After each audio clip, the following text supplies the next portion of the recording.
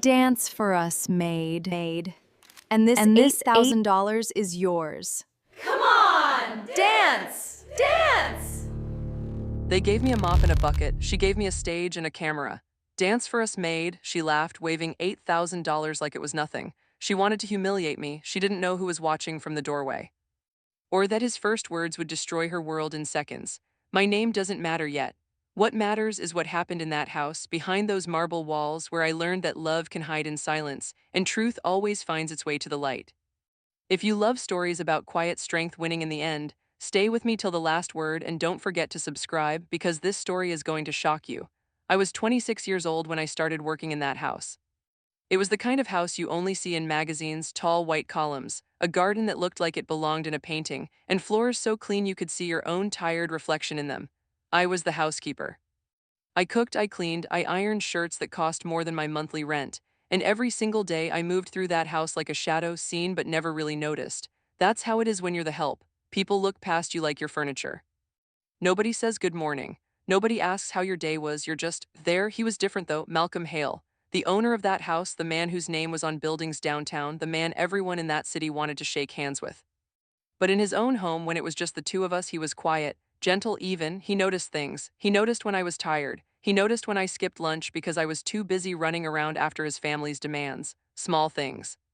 A cup of tea left on the counter for me after a long day. An extra day off when he saw the exhaustion in my eyes. Nobody had ever noticed me like that before. I didn't expect to fall for him. Honestly, I fought it. Because I knew exactly what world he came from, and I knew exactly what world I came from, and those two worlds were never supposed to touch, let alone fall in love. But some things don't ask for permission. Some things just happen, slow and quiet, like rain that starts so soft you don't even realize you're already soaked. We'd talk in the kitchen late at night when the rest of the house was asleep. He'd tell me about the loneliness of being rich, how everyone wanted something from him, how nobody just wanted him. And I understood that in a way nobody else in his life ever could, because I knew what it felt like to be invisible too, just in a different way. He was scared though. I could see it in him even before he said it out loud. His family, old money, old rules, old ideas about who belonged where. They had a plan for his life already written out. Who he'd marry, what kind of woman would stand next to him at those galas and dinners. And it was never going to be someone like me. He told me once, late at night, voice barely above a whisper, if my family knew how I felt about you, they'd tear this house apart before they let it happen. I didn't get angry when he said that. I understood it. Fear like that doesn't come from weakness. It comes from years of being told what your life is supposed to look like and being too afraid to color outside those lines. But love doesn't wait for permission either. One evening, he took my hand in that same quiet kitchen and asked me to marry him. No ring shining under bright lights, no crowd clapping, no family blessing. Just him, me, and the truth in his eyes. And I said yes. We got married in secret, just the two of us and one witness he trusted with his life. No family, no friends, no pictures posted anywhere. Just a quiet ceremony and two people choosing each other despite everything the world said we weren't supposed to choose. After that, our life became this strange, secret rhythm. In the daylight, I was still the maid. I still wore my uniform. I still called him Mr. Hale in front of his family and guests, even though at night, behind closed doors, I was his wife. We'd steal moments, a glance across the room during dinner, a hand brushing mine when nobody was looking, notes left in places only we would find. It was exhausting, living two lives at once. But it was also the happiest I had ever been, because for the first time someone truly saw me, truly chose me, even if the whole world couldn't know it yet. Months passed like that. I told myself one day we'll find the courage to tell the truth. One day he'll stand in front of his family and say, "This is my wife and I don't care what you think." I held on to that hope like it was the only thing keeping me standing some days, but then everything changed. His family had an old arrangement. Years before I ever stepped foot in that house, they had already decided who Malcolm was going to marry. A woman named Celeste, daughter of another wealthy family, someone they considered suitable, someone who fit the picture they had painted of his future long before he ever had a say in it.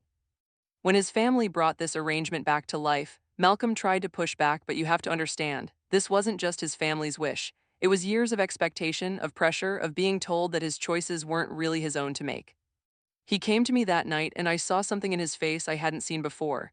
Defeat. He said, "I don't know how to stop this without destroying everything, without them finding out about us before we're ready." And I told him what I always told him, I trusted him. But trust doesn't stop pain from creeping in. The engagement was announced. And just like that, the world that had ignored me for months suddenly had a new woman to celebrate, Celeste, dressed in silk, smiling for cameras, standing next to my husband like she belonged there. And I had to watch it all happen from the sidelines, literally, because I was still expected to serve at these events. I had to pour her champagne, I had to fix her flowers. I had to smile and nod while my own husband stood beside another woman, promising a future that had already been promised to me in secret. The night of the engagement party arrived, and the house was filled with people who didn't know my name, didn't care to know it, people who saw me the way they'd always seen me, invisible. The garden was lit up with string lights, string quartets played somewhere in the background, and everyone was laughing, drinking, celebrating a lie I couldn't say out loud. I moved through the crowd carrying trays, refilling glasses, doing what I always did. But something in me had changed that night. I was tired of hiding, tired of shrinking myself so someone else's story could shine. That's when Celeste noticed me. She had been drinking, laughing loudly with her friends, the kind of laugh that fills a room and demands attention. And when her eyes landed on me, something ugly flashed across her face. Maybe she sensed something, maybe she just wanted an audience. She called out to me loud enough for half the garden to hear. "You," she said, snapping her fingers like I was a dog. "Come here." I walked over, keeping my face calm, my hands steady, even though my heart was pounding. She looked me up and down, the way people do when they think you're beneath them, and she smiled, that fake, sweet smile rich people use right before they say something cruel. "I have an idea," she announced to the crowd around her. "Let's have some fun tonight." She reached into her clutch and pulled out cash, $8,000, she said, waving it in the air like a prize. "I'll give you this," she said, looking straight at me, "if you dance for us. Right here, right now." The crowd around her started laughing, phones coming out of pockets, people leaning in, ready to record my humiliation like it was entertainment. "Come on," she taunted. "Isn't that what your people are good at? Dancing for money? Show us." I stood there, and for a moment the whole world went quiet in my head. I thought about everything I had swallowed to survive in that house. Every insult disguised as a joke. Every time I had bitten my tongue because speaking up would have cost me my job, my safety, my secret marriage. I thought about my husband, somewhere in that crowd, watching, unable to say a word without revealing everything. I thought about my own mother, who raised me to hold my head high no matter how small the world tried to make me feel. And I thought, not tonight, not this time. I didn't move, I didn't dance. I just stood there steady, looking Celeste directly in the eyes, refusing to give her the show she wanted. The crowd grew uncomfortable, sensing the tension, but she pushed harder, mocking me louder, calling me names dressed up as jokes, waving that money closer to my face like it should have broken me by now. Somebody in the crowd started filming, phone raised high, capturing every second of what they thought was going to be a viral moment of humiliation, and that's when I heard his voice. "Celeste, stop." The garden went silent immediately, every head turned. And there he was, standing at the entrance of the garden, still in his coat like he had just walked in from somewhere far away, his eyes locked not on me but on her. Celeste turned around, still smiling, still confident, thinking maybe he was about to scold me instead. She had no idea what was coming. He walked through that crowd slow and deliberate, every step landing heavy in the silence. And when he reached us, he didn't look at Celeste with love or apology. He looked at her with something closer to disgust. Then he turned to me, and in front of everyone, his family, her family, every guest holding a glass of champagne and a phone raised in the air, he said the words that changed everything. "This is my wife." The silence that followed was the kind you could feel in your chest.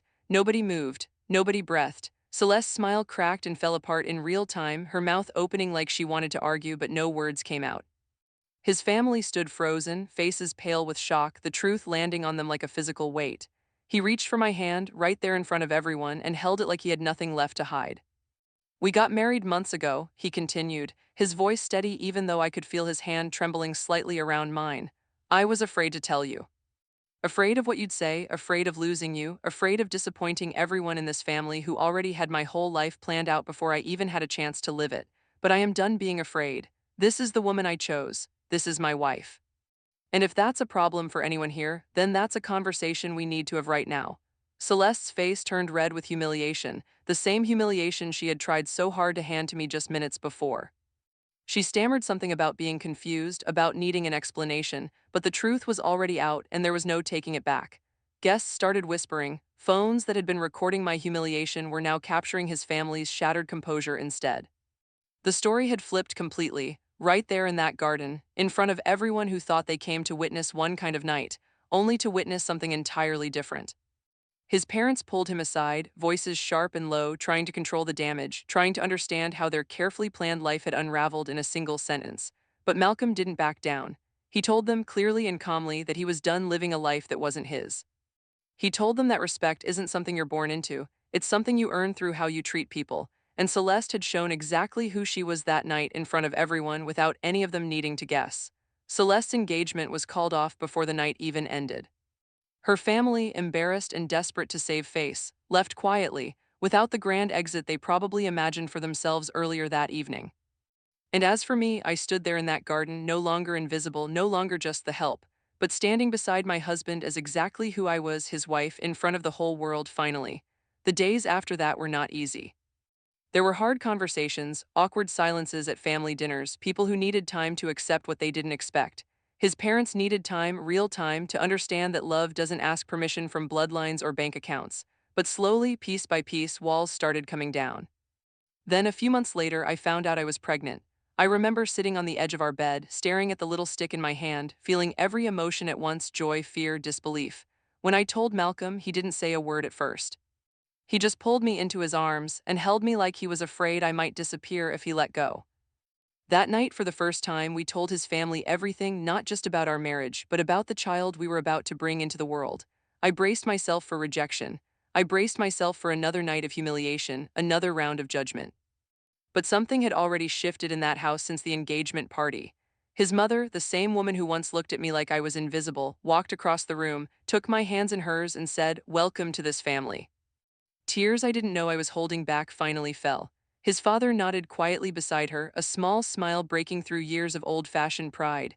It wasn't loud or dramatic, it was simple, it was real, and it was everything. From that day forward, I was no longer whispered about in hallways or looked at with suspicion. I was Malcolm's wife, carrying his child, welcomed at the family table not as an exception but as family. The same relatives who once stood frozen in shock at that garden party were the first ones to celebrate at my baby's shower months later, laughing, crying happy tears, treating me like I had always belonged there because finally I did. Our daughter was born on a quiet spring morning, and when the nurse placed her in my arms, I looked at Malcolm and saw the same look in his eyes he had the night he proposed to me in that kitchen: pure, unshakable love. His family surrounded us in that hospital room, no longer strangers, no longer skeptics, just grandparents overwhelmed with joy, holding their granddaughter like she was the most precious thing in the world. And in some way, she was a living reminder that love, real love, always finds a way to rewrite the story, no matter how many people try to write it differently first. Looking back now, I think about that night in the garden often, the money in her hand, the cruelty in her voice, the silence in that crowd before he spoke, and I realize something important. Dignity isn't something anyone can take from you unless you hand it over yourself. I could have danced that night. I could have taken that money and swallowed my pride just to survive another day in that house, but I didn't.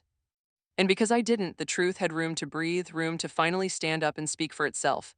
And it led me to a family, a husband, and a daughter I get to call my own fully, completely, and without hiding a single piece of who I am.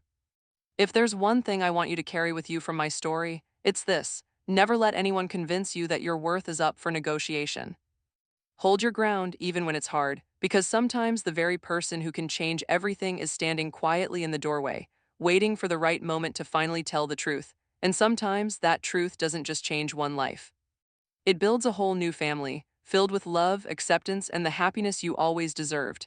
If this story touched your heart the way it still touches mine every time I think about it, do me a favor.